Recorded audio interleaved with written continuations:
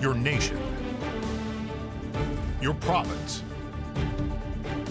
your southern Alberta.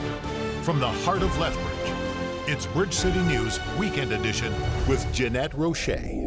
Hi, I'm Jeanette Roche. Thanks for joining us for a look back at our top stories and interviews from this past week. The federal government has now listed Samidoun as a terrorist organization.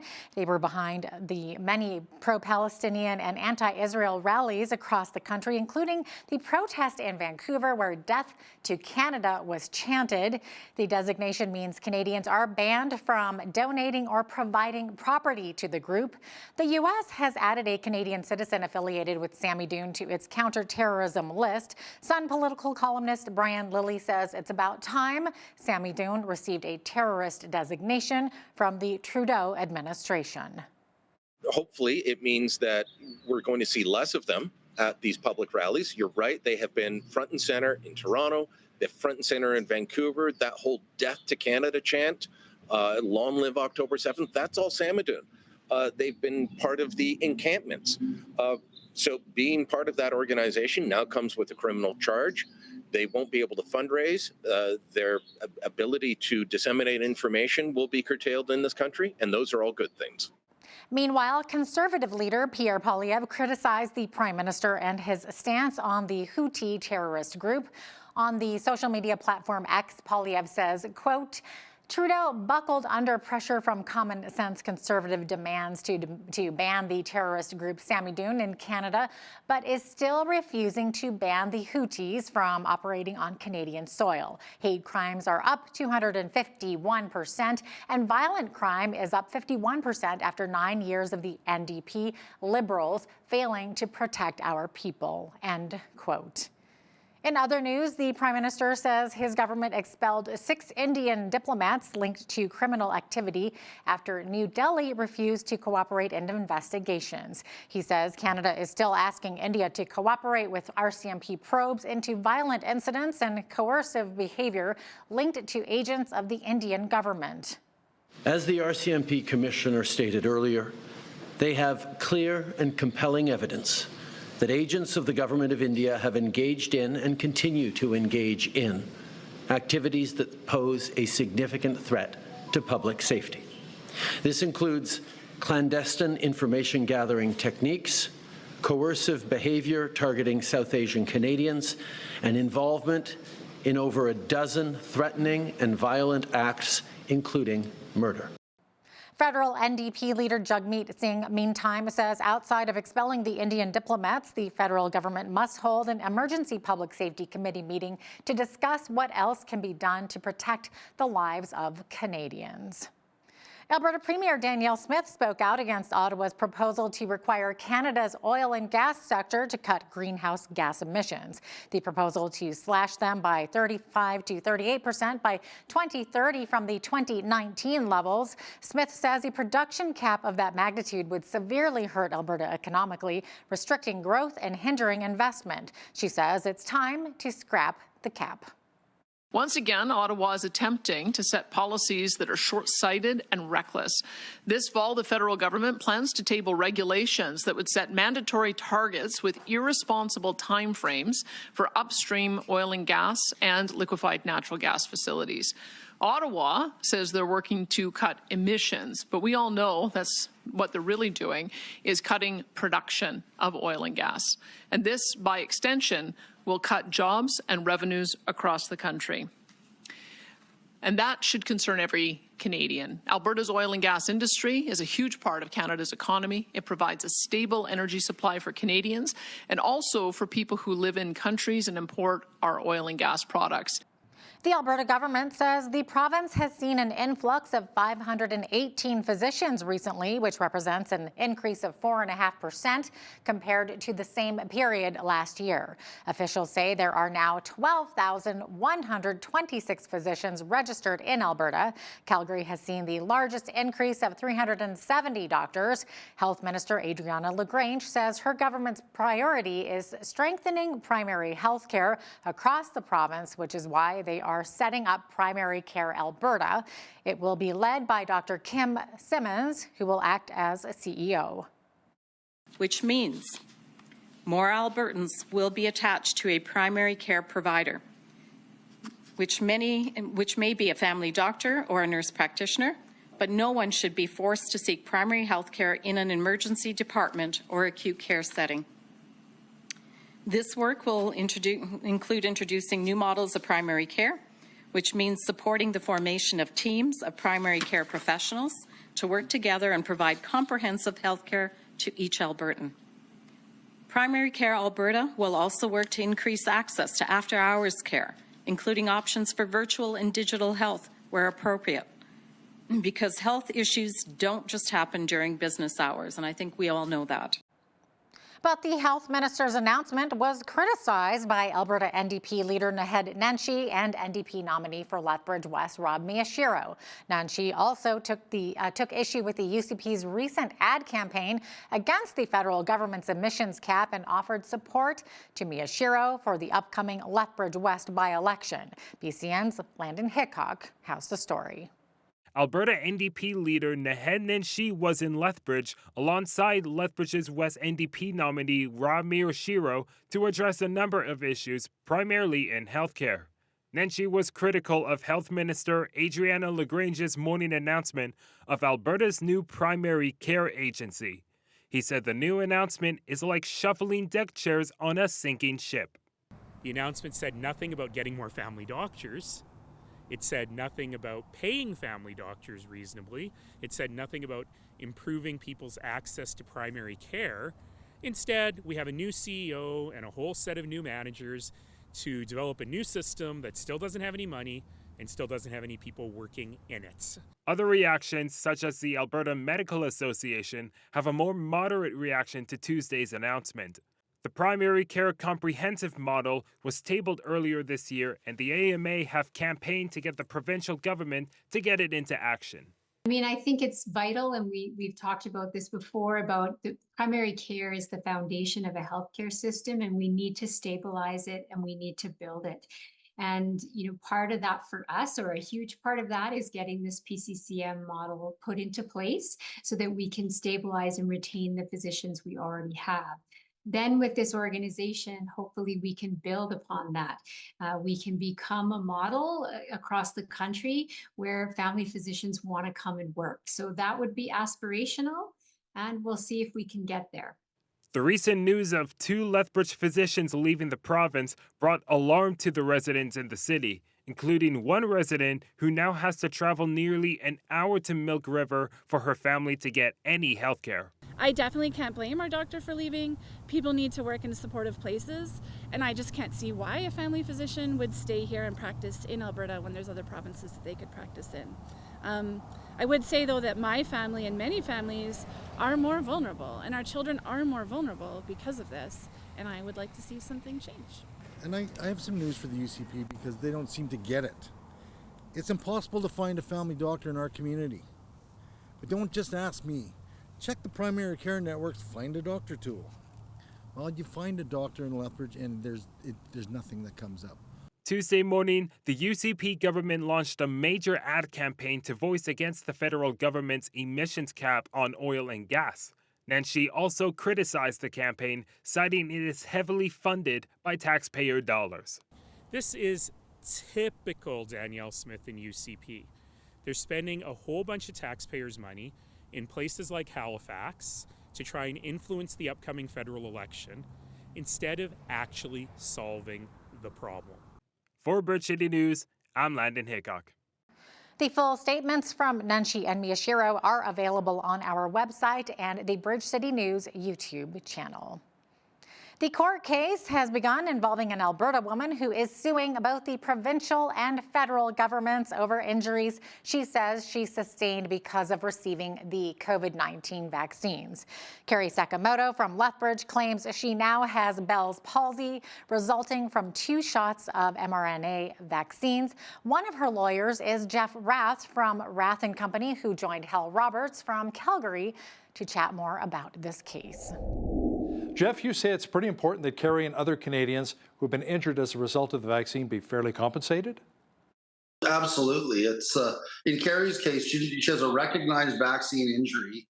And of course, her entire life has been destroyed by as a result of, and I don't even like calling them vaccines, these experimental injections. She can no longer function at any level that she could previously to getting the shot. They've lost their family farm. They've been forced to move into town. The quality of life that they now enjoy as a family is so far degraded as to be unrecognizable from what their lives were like prior to Kerry being conned into taking these dangerous shots by Dina Hinshaw and the provincial government and federal government, that it's beyond belief. So what message are you really trying to convey with this court case? What we're trying to convey is that there needs to be accountability amongst the provincial and federal governments that literally lied to the citizens of Canada, repeatedly saying that these vaccines were quote unquote safe and effective, when they knew from the data they received from Pfizer and the other companies themselves that these shots were not safe and not effective. I mean, Pfizer's data indicated, with the childhood vaccines as an example, that if a kid were to get vaccinated with the Pfizer vaccine, that they were more likely to die from myocarditis than they were to die from COVID following a Pfizer shot. So it's important for people to recognize that, they've been sold a bill of goods by, with regard to these vaccines, that they're, these shots. The long and the short of it is that the data, now demonstrates that the more shots you get, the poorer your health outcomes are.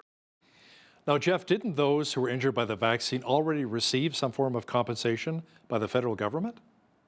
The compensation program is a complete joke. It's more money is going to the Trudeau's pals that are running the program that are given to the victims. In Kerry's case, the paltry sums that she's been given through the vaccine injury program, no way compensate her family for the manner in which their lives have been destroyed by these experimental shots. So that's the problem, is that the compensation that's available in no way matches the amount of injury that's been caused. And look at people that have myocarditis. Like we have one of our clients, has had 10 years scrubbed off of his life as a result of sustaining both myocarditis and vasculitis, from these shots. Like, how do you compensate, somebody for that? The vaccine injury program doesn't even come close to it.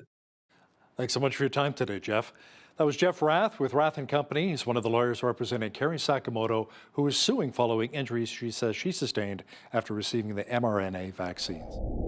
Alberta's United Conservative Party will be holding its annual general meeting November 1st and 2nd in Red Deer. Just over 5,400 members are registered to attend.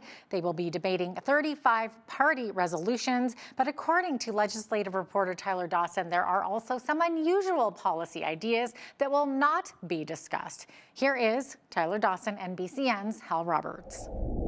So the way the whole system works is various constituency associations make policy proposals, and then a document went out to the party membership back in early September, and members could sort of rank or vote on what they felt were the most important policy proposals, and those are the ones that we now see in this 35 strong list. So some of those original ones are, were just sort of unusual. One of them that really caught my eye, for example, was the idea of bringing in strong mayor legislation in Alberta.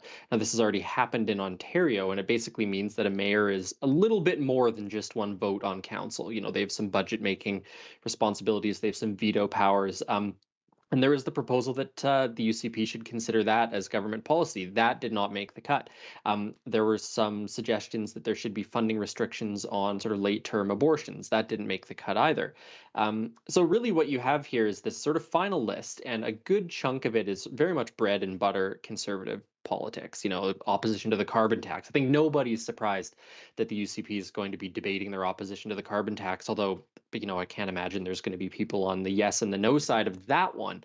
And then there's also a whole bunch of sort of social and cultural issues, restrictions around, as you mentioned, where transgender people can use change rooms or washrooms, for example.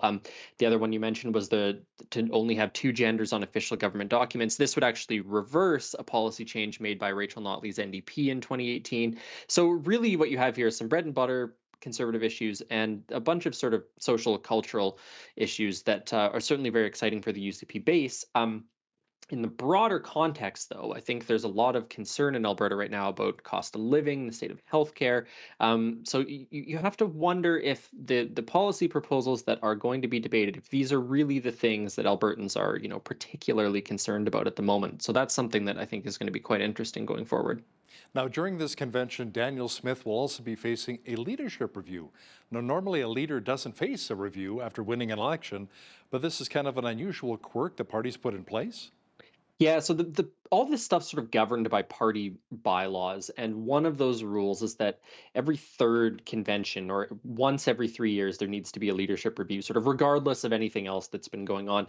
And Smith didn't have one for the last couple of years. Obviously, the first year she'd just become party leader. Last year she'd just won an election. So this year is sort of by the rules that the party has. This has got to be the year that they do it. But it is unusual. You don't generally win a minority government and then have your party members going, well, I don't really know about this Danielle Smith character. She only led us to a majority government. It's very strange, and it really some of the criticism of it from within the party is that this is really an unstable way to do things. The leader needs to worry about this leadership review when there's other things that maybe should be occupying her time. There's the argument that this is sort of forcing a focus on some of these less mainstream ideas because there's people in the party who are particularly animated and concerned about these things. So the basic idea is that, well, does this really derail the party's sort of overall objectives? And there's been some talk about saying, well, maybe we should stop this. Now, that would require, changes to the bylaws and all that, but it is an unusual situation. And I don't think anyone expects Danielle Smith to lose during that vote, but certainly puts her in a bit of an odd spot coming into this convention. Now, beginning next month, our province will be launching a new health agency called Primary Care Alberta. Officials say it'll be focused on getting more doctors into the province, which we need, and promoting more connectivity between various primary care professions. And unsurprisingly, Tyler, the NDP slammed the idea. Yeah, Head Nenshi basically saying this is, shuffling the deck chairs on a sinking ship. Obviously, healthcare is one of those things that the NDP really likes talking about it because it's a good issue for them, and I think it's also very much a large concern for Albertans right now. And so this is part of that much larger overhaul of Alberta healthcare that the UCP has proposed to sort of have 4 pillars looking at, or managing, I should say, different aspects of the healthcare system. The first one already launched, that's Recovery Alberta, which is sort of the mental health and addiction side of the operation. And as the name suggests, Primary Care Alberta, this is much more on the primary care front. So I think there's some big questions that remain here, whether or not creating these 4 pillars is going to improve efficiency and communication across these pillars, or whether or not having them hyper focused on a specific thing, which is what the government is saying, is going to improve healthcare outcomes. Maybe a bit early to tell. Although there were some numbers out just the other day that I think Alberta got about 500 new doctors in the last quarter or so. But this is top of mind, I think, for a lot of Albertans, and the UCP is trying to do something on it. The Alberta government is threatening to launch another lawsuit against Bill C-69, otherwise known as the No More Pipelines Bill. Tyler, didn't our province already win a legal challenge at the Supreme Court against that legislation? Yes, indeed. Back in 2023, the Supreme Court sided with Alberta on parts of Bill C-69, not the whole thing. The whole thing was not found unconstitutional, but big chunks of it were. And so usually what happens when legislation is found unconstitutional, it goes back to the parliament or the legislature, and they sort of craft new legislation to sort of fit around the constitutional guidelines, I guess, that the courts have given. So that's what's happened here. And Alberta is obviously not happy with the changes that the Liberals in Ottawa have made to that legislation. So there is a threat of another lawsuit. I think Danielle Smith gave them November 1st or 2nd sort of as a deadline to do that before a lawsuit is launched. Obviously, that's not going to happen. Obviously, the Liberals are not going to completely rewrite this legislation just because Premier Smith is upset about it. So there could be another, perhaps almost certainly will be another legal challenge here. And then, of course, time will tell whether or not this challenge is as successful as the one before, which, Alberta has a mixed record on this, right? We lost on the carbon tax, won on Bill C-69. So if the province takes another crack at it, who knows what that outcome could be. We're just barely into autumn, so it's hard to even think about Christmas right now. But the holiday season is getting closer, and that means it's time to wrap up those shoe boxes with goodies to send overseas, because Operation Christmas Child is about to begin once again. The initiative, led by Samaritan's Purse, helps to provide toys and school supplies for children in need around the world. Frank King is the News Media Relations Manager of Samaritan's Purse Canada. He joined us from Calgary to discuss the initiative. Take a look. So what are some of the more important items children need this time around, Frank? Definitely the thing that my wife and I try to get in all our shoe boxes is school supplies. I'm thinking, pencils, paper, erasers, that sort of thing. Because in some countries where the education system is free, the children still need to supply all their own writing materials and pencils and papers and all that.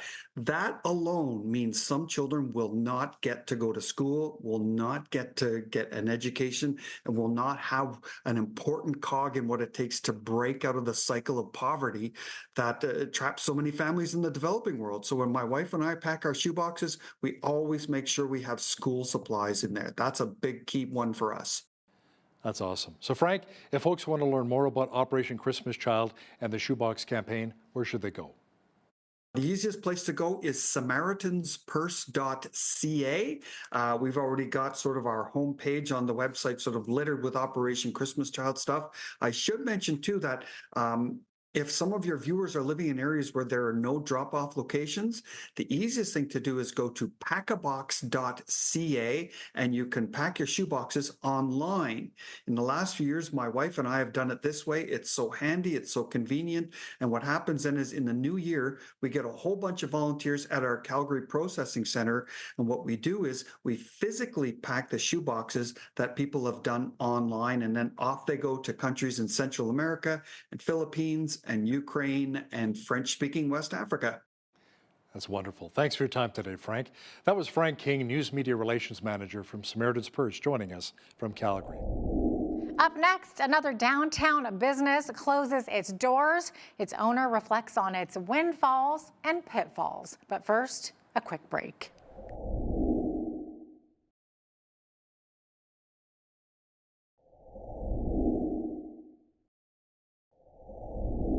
A popular Lethbridge downtown eatery recently closed its doors to make way for a new opportunity for its owner and her family.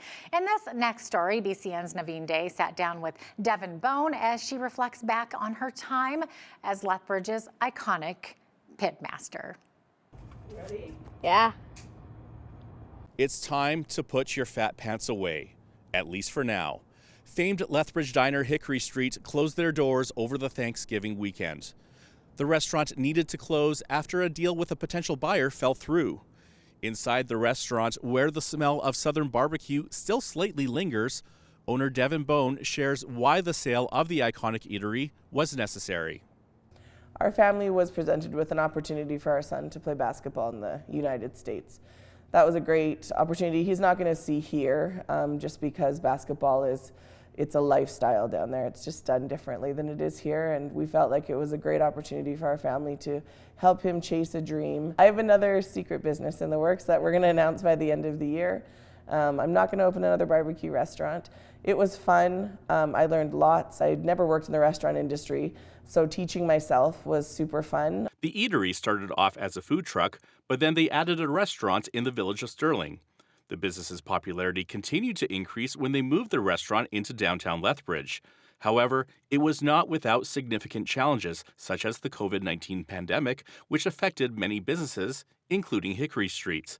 After the pandemic, Bone thought her diner was out of the choppy waters, but then her downtown business was hit with another major issue: downtown construction. That was not awesome. It hit all of the downtown businesses really hard, and no warning. Despite the city saying that there was warning, I talked to many business owners that were here way longer than me, and none of them knew that this was coming. So that was interesting. Council tried to tell us that we had warning. We didn't. The pandemic, construction, and downtown crime were not part of the decision to sell Hickory Street, according to Bone. Even the costliness of business taxes in Lethbridge were not a deterrent. According to a February 2024 report from the Canadian Federation of Independent Business, Lethbridge is amongst the highest for business property taxes at 2.11%. Over 2.5 times more in property taxes for a business property than a residence with the same property value. I knew that they would be higher in the city, but I would just question every time I'm paying my taxes. I don't even know what this is going to at this point. For downtown businesses aren't getting any support, and all we're getting is compounded issues with what I've just mentioned before, and now we're getting construction on top of it, and all sorts of things are hitting us at every angle, and I'm paying these taxes going, I have no idea what these taxes are going for. However, despite it all, Hickory Street persevered and enjoyed an abundance of support from the community, other businesses, and travelers from all over the province. Seeing people walk in the door from Red Deer, from Calgary, from BC, like from everywhere, it just warmed my heart and made me realize that we had created a community and a space that people felt safe and that they felt heard. Lots of people love to chat. And obviously I like to talk, not an issue for me. But the fact that I could tell you which of my customers' kids had volleyball games that night and who, if their kid did good in their dance recital or their kid's off at college, how are they doing? And I always said when I opened a restaurant, I wanted to know everybody's names, like Cheers. I wanted to know everybody's names. I didn't know that that was actually going to happen and that I would just love our community. And so people would come in the store this week crying before they even got to me.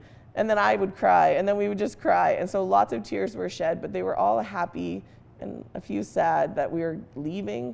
But I will never be able to believe the impact that people have had on our family, and just that opening a little place and serving barbecue could create a community of thousands of people. And while the day when pigs fly has come for Hickory Street, it is uncertain when a new buyer will step in so they can fly back. The question does remain, though, what's next to come to Lethbridge, and what's next to leave? For Bridge City News, I'm Naveen Day. Wow, we sure wish Devin and her family all the best in the future. In other news, preliminary work has begun on a new temple in Lethbridge for the Church of Jesus Christ of Latter-day Saints. It would become the 10th of its kind in Canada. The project was announced in April of last year and will become the 4th House of the Lord in Alberta and the 10th in Canada. The current work will include installing underground utility lines and soil removal with the goal of completion before the winter gets too severe. Work on the temple's design and a timetable for construction is ongoing, with a groundbreaking ceremony still to be determined. The demand for hydrogen in the world is growing, but it turns out Alberta is a global leader in hydrogen production. So what could this mean for the economy? Well, that's next.